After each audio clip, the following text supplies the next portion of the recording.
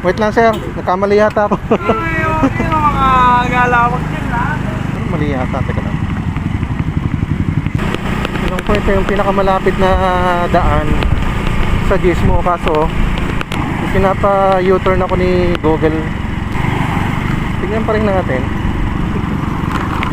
Naglolo ko yata ako sa Google Maps. Silangan ba? Ilan kaya siya? Teka lang. Dito na. Ito gusto eh. Oh. Hindi. Simpleng wala kasi si Google Map eh.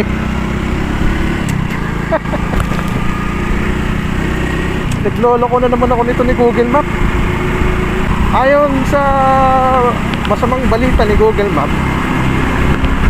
dapat ako pumunta pa na San Cristobal para makapunta ng Gizmo.